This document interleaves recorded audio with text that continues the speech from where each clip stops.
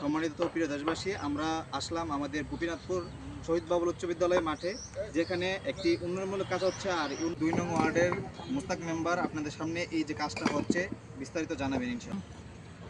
প্রিয় গোপীনাথপুরবাসী, আমাদের গোপীনাথপুর শহীদ বাবুল উচ্চ বিদ্যালয়ের যে ডিসি রোড হইতে যে বারিন্দা পর্যন্ত আমাদের একটা ইটের সোলিংয়ের কাজ।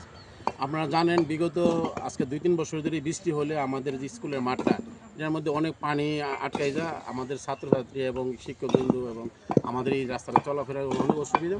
দীর্ঘ আমি 5-6 মাস ধরে এটা চেয়ারম্যানের সাথে অনেক যোগাযোগ করে এই রাস্তার জন্য আবেদন করছি এবং আমাদেরকে সহযোগিতা করেছেন আমাদের গোপীনাথপুরের কৃতি সন্ধান জানাব মামুল হেলাল খান সাহেব, আমাদের সচিব জানাব শিশকায়দার চৌধুরী সাহেব, আমাদের টিউনু মহোদয় এবং আমাদের সাবেক মেম্বার জয়ের মেম্বার সহ শাহ আলম সহ শফিক ভাই সহ এবং অনেকে এই রাস্তাটার জন্য আসলে চেষ্টা করছে।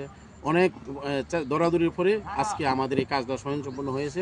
আমরা আজকে কাজটা করতেছি।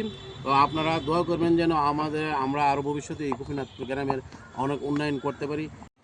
তো আমরা আজকে যে কাজটা হচ্ছে আমরা সরাসরি আপনাদের সামনে সরাসরি দেখবো কি কাজটা হচ্ছে। আসলে আমরা দেখি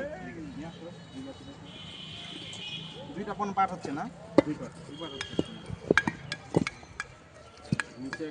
নিচে একটা লেয়ার আছে এইটার, আবার উপরে দিয়ে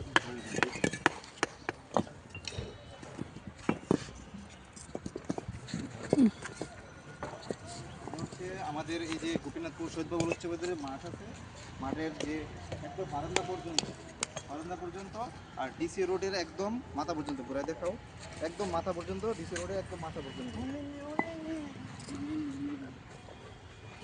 ঠিক আছে।